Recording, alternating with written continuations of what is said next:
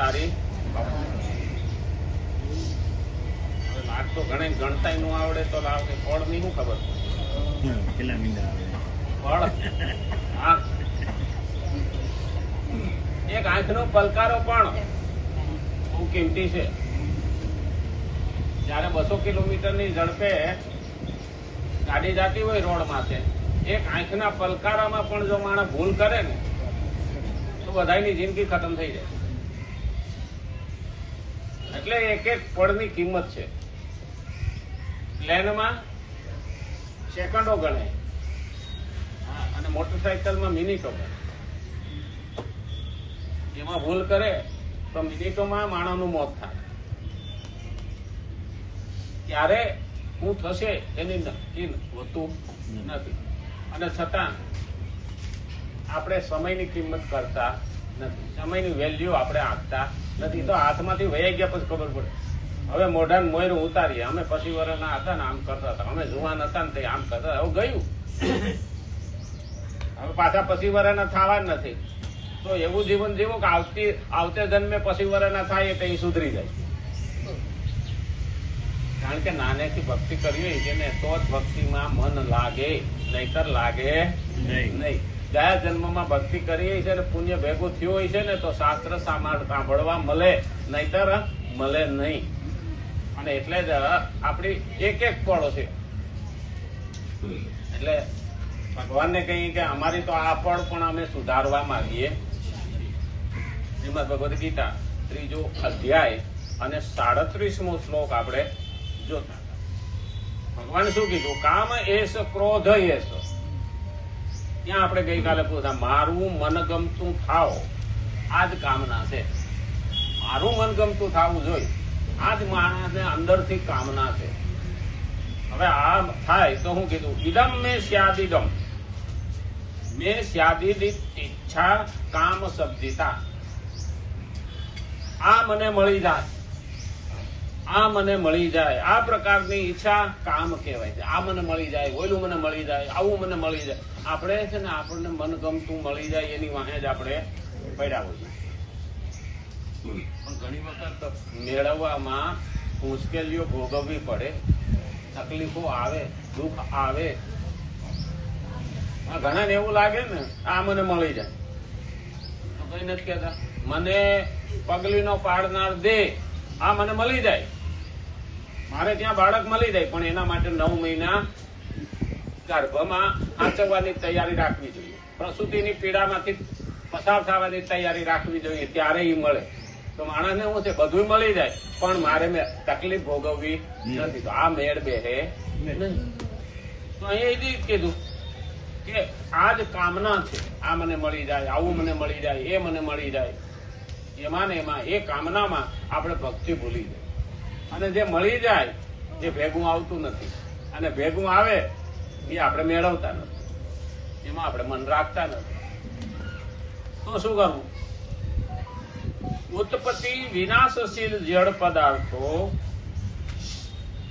ના સંગ્રહની ઈચ્છા, ઉત્પન્ન થવા વાળું અને જડ પદાર્થોની સંગ્રહની ઈચ્છા આપણે કરીએ છીએ. જે ઉત્પન્ન થવાનું એ ખતમ થવાનું, અને જડ પદાર્થ એ મારા ભેગા આવવાના નથી. આ બે ખરેખર તો તત્વજ્ઞાનની દ્રષ્ટિએ જોવા જાય ને તો આપણને બે આકર્ષણ કરે અને બે ભેગા આવતા નથી ને એમાં આપણે મન થઈ જઈએ. તો એના અર્થ શું થયો કે હું જેને પકડીને બેઠો છું એ મારા ભેગું આવવાનું નથી, અને જે આવવાનું છે એ તો હજી મેં પકડ્યું.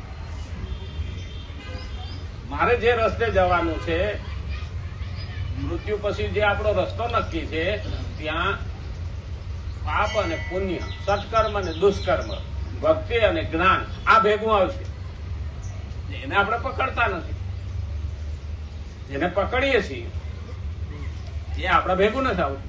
આ પહેલો પ્રશ્ન જયારે અહીંયા ઉભો થાય ને તો ચોંટવું ના જોઈએ. ખરેખર તો 60 વર્ષે પૂગ્યા ને એને પેલા સમજી જવાનું ભગવાને આ સુધી પુગાડ્યા. હવે જિંદગી છે ને એ બોનસ ની છે.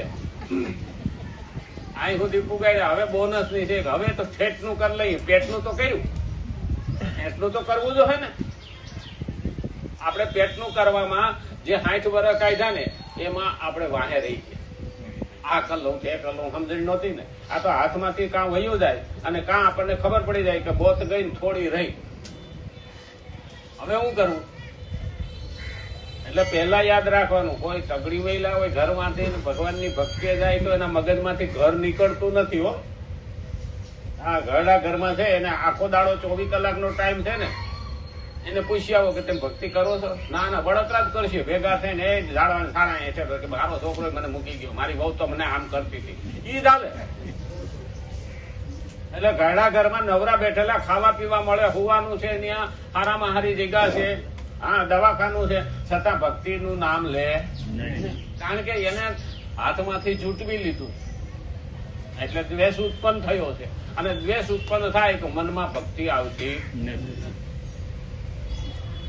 અને ઘણા ઘણા કહુલે આપી દેવું પડ્યું છે. હા, એ બહાર નીકળીને તો એમ જ કે મારા બેટાને આખી જિંદગી લોહીનું પાણી કરીને એટલું વસાયું, મારા બેટા કબજો કરી બેસી ગયા છે. એટલે એની બળતરાઈ જાતી નથી. પછી પીપળાનો ઓટો હોય કે ચાની કીટલી હોય, પણ ત્યાં બેઠા બેઠા ધુહા તો ઢોકાવે જ છે. એનો ભક્તિમાં મન લાગતું નથી. આ બધે આપણા હકીકતો કહીએ છીએ. આપણને આપણા જીવનમાં જે થઈ રહ્યું ને, તો જળ પદાર્થ એને હું પકડું, પછી વ્યક્તિ હોય, વસ્તુ હોય, ઘરેણા હોય કે જમીન હોય કે જાગીર હોય, બધું એ જેને પકડીએ છીએ એ આપણા ભેગું આવતું નથી. અને ભેગું આવે એવું છે એને તો આપણે પકડીને બેઠા જ નથી. અને એટલે કીધું ઉત્પત્તિ અને વિનાશશીલ ઝેડ પદાર્થોના સંગ્રહની ઈચ્છા સંયોગજન્ય સુખની ઈચ્છા. સંયોગ વસ્તાત મને સુખ મળી જાય, જેને આપણે સુખ માનીએ ને સુખ હોતું જ નથી.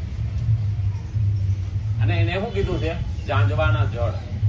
ઉનાળામાં આપણે દૂર જોઈએ ને તો આપણને પાણી હોય ને એ આમ દેખાય છે, પણ ત્યાં જાય ને એટલે એટલું જ દૂર દેખાય, પણ એ જળ હોતું નથી. એને મૃગજળ કહેવામાં આવ્યું સંસ્કૃતમાં, મૃગજળ.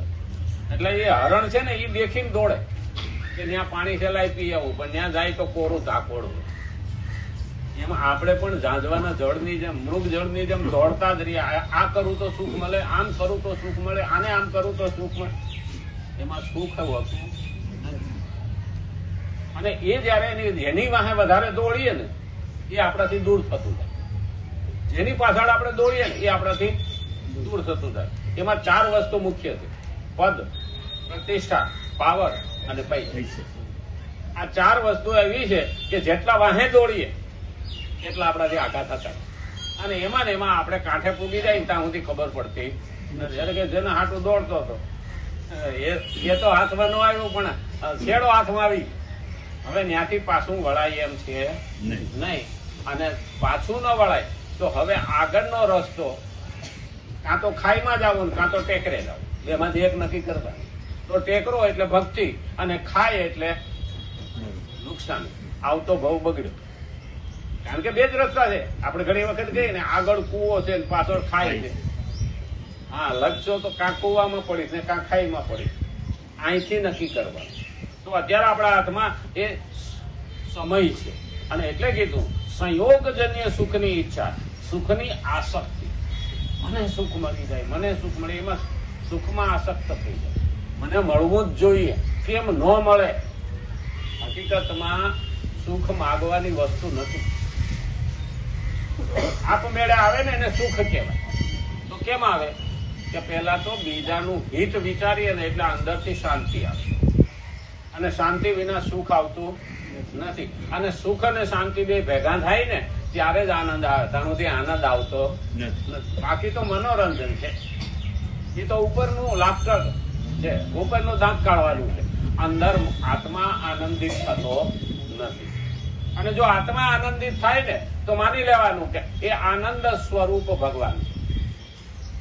જેના જેના આત્માને આનંદ આવ્યો છે ને એને ભગવાન અંદર ખીલેલો છે. આપણે નહીં કરે. ઘણી વખત એવા માણસો હોય ને કે એ આવે ને તો આનંદ આવી જાણે એમ એને આપણે સાંભળીએ ને તો આપણને એમ થાય કે જલેબીનું ઘોંસડું ખવડાવી દઈએ. આનંદ કે પરમાનંદા માણસે માણસે ફેર. 1 લાખું દેતા ન મળે, બીજા તાંડિયાના ટેર. એક વિદેશ પડ્યો ના વિસરે, એક પાસે બેઠો ના પોગાય. આવે છે તો મારે શું કરવું, કેવું થવું, કઈ રીતે થવું, હંમેશા એ યાદ રાખવાનું. મારે નેગેટિવ ને બદલે પોઝિટિવ વિચારવું. આઉટલુક જે નકારાત્મક, આપણે શું છે ઘણી વખત નકારાત્મક જ બોલતા હોઈએ છીએ. જેમાં હોય એમાં આપણે વાંક કાઢવાની આદત પડી જાય ને પછી આપણા અંદર છપાઈ જાય. હા, કોઈ પાણીનો ગ્લાસ ભરીને દે ને અને પૂર્ણો ભર્યો હોય તો મારા બેટા લોભી પેટ ના થાય એ કે આખો ગ્લાસ ભરી દેવા શું વાંધો, પણ તું ક્યાં પી જવાનો હતો. પણ વાંક બોયતા જ કરે, વાંક બોયતા જ કરે. પણ જેના સકારાત્મક વિચાર છે ને એ શું કે મારે પીવું તું ને એટલું જ પાણી આવ્યું, ખોટો બગાડ ન થાય. આ બે માણસોનો ફરક છે, નકારાત્મક અને હકારાત્મક. હકારાત્મક બનો જેથી કરીને મને અંદરથી દુઃખ થાય નહીં, અને દુઃખ ન થાય એટલે સુખ આવે. જ્યાં દુઃખ નથી ત્યાં સુખ છે, અને જ્યાં સુખ છે ત્યાં દુઃખ આવે તો સુખ રહેતું નથી. આપણે ઘણા વખત ગયા ને ભગવાન પાસે આ રાત ગઈ હતી, હા, ફરિયાદ લઈને ભગવાનને કે મને ન્યાય આપો. હું તો કે મને રહેવા દેતો નથી, કે સૂર્ય મળતો નથી. ભગવાન કે લઈને આય. હા, હવે જે દીની રાત સૂર્યને લેવા ગઈ ને તે દીને હજી ભગવાન પાસે લઈને ગઈ નથી. સૂર્ય આવે તો રાત રહેતી નથી, અને રાત છે સૂર્ય વયો જાય ક્યારે આવે. એટલે પહેલું આપણે યાદ રાખવું જોઈએ કે મારે જીવન કેવું જીવવું, રાત જેવું કે દિવસ જેવું.